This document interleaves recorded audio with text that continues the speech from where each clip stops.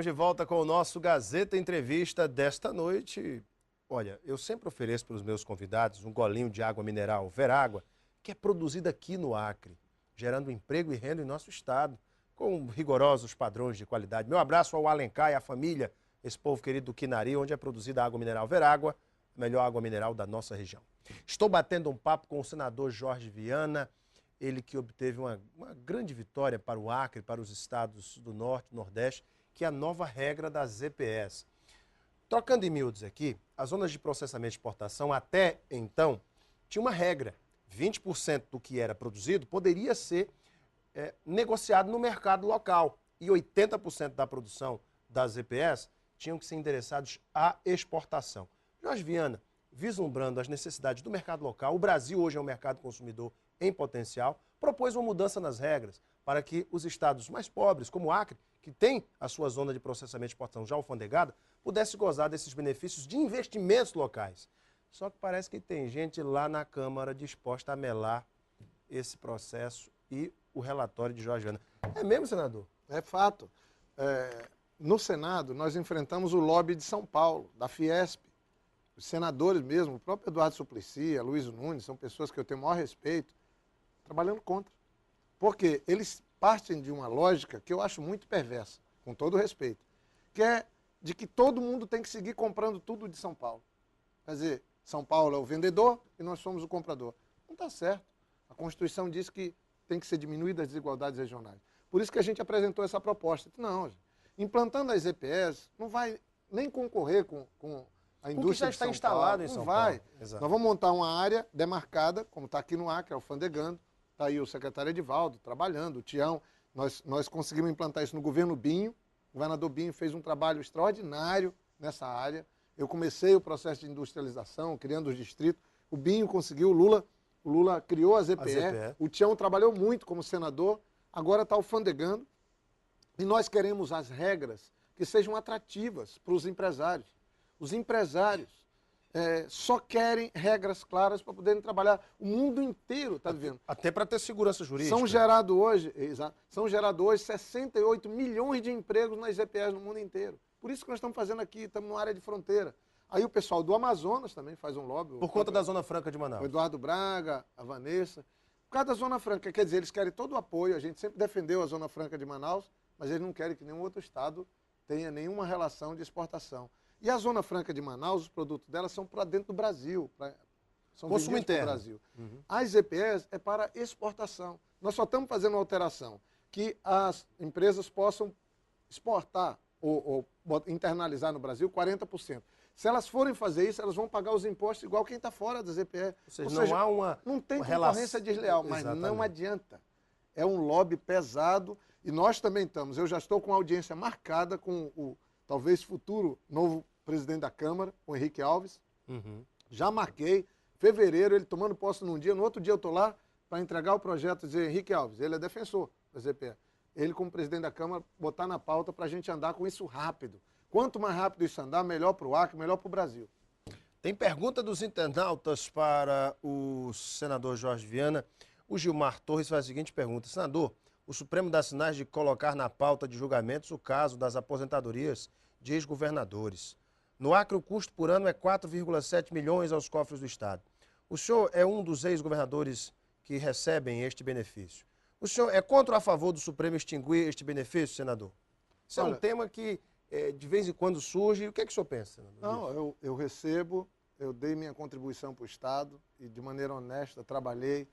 E por mais que as versões que as pessoas tentam pôr, graças a Deus eu tenho o respeito da maioria da população.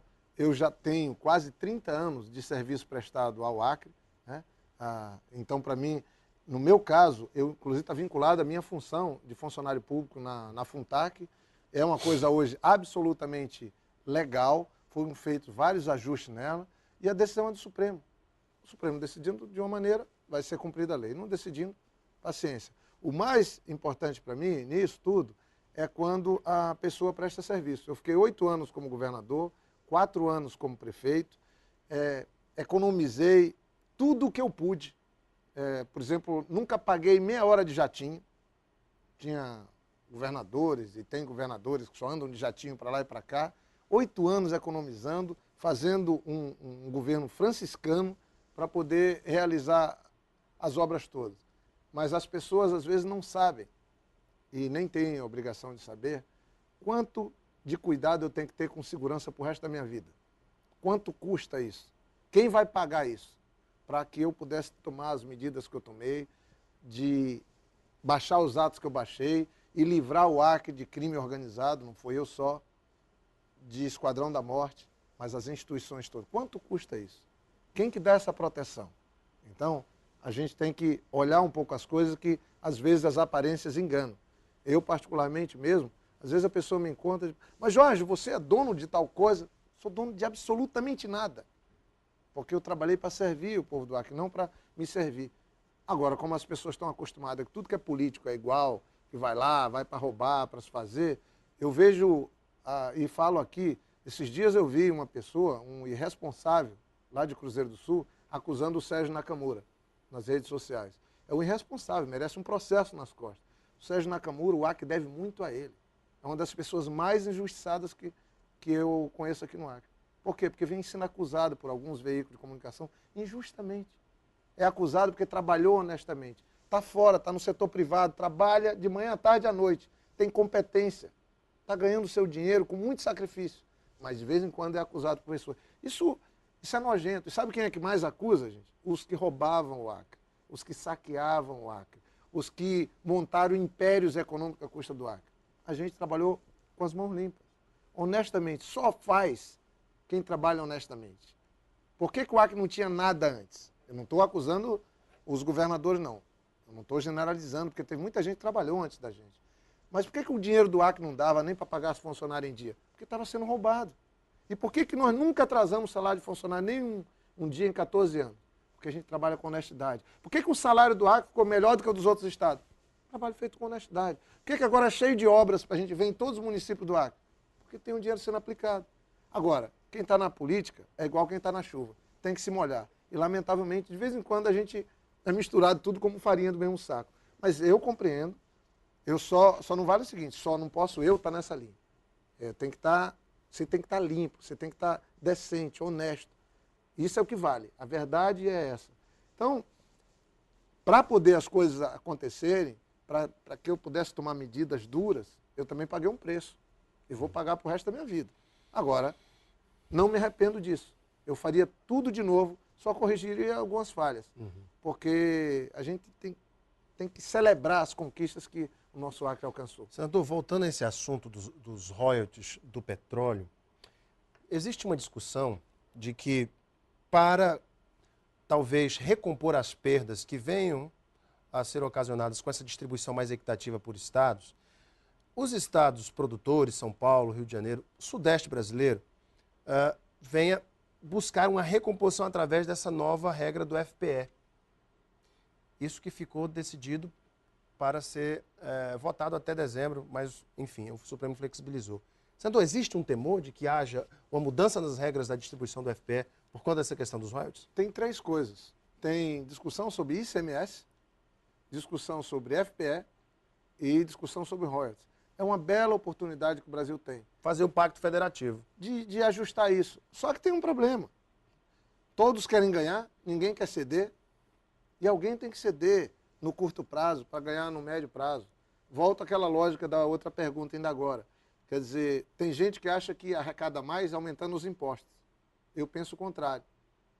Às vezes a gente só arrecada mais se a gente diminuir os impostos, porque mais gente vai poder pagar. Então, no curto prazo, foi assim que eu fiz. Quando eu assumi o governo, o Acre arrecadava 3.700.000 reais de ICMS por mês. Por mês. Agora, certamente já passou dos 50 milhões de ICMS. Quando eu saí, deixei mais do que 30 milhões por mês. Para você ter uma ideia, a Prefeitura de Cruzeiro do Sul recebe mais dinheiro por mês do ICMS que o governo passa do que no fundo de participação do município. Cruzeiro do Sul. Então, e esse dinheiro era insignificante quando eu assumi. Porque era, ninguém paga, nem lá em Cruzeiro, nem em canto nenhum ninguém pagava. Ou poucos pagavam ICMS. Então, você diminui os impostos, pode arrecadar mais. E aí, tendo um pouco mais de dinheiro, pode fazer mais também. Eu acho que essa coisa do FPE, dos royalties e do ICMS é uma oportunidade que o Brasil tem de fazer a tal da reforma tributária fatiada, criando mais justiça social, diminuindo as desigualdades no país. Eu vou dar uma paradinha para o intervalo, volto para o terceiro bloco com o Jorge Viana, tem outros assuntos aqui. Você é nosso convidado, não perca, logo após o intervalo. Até já.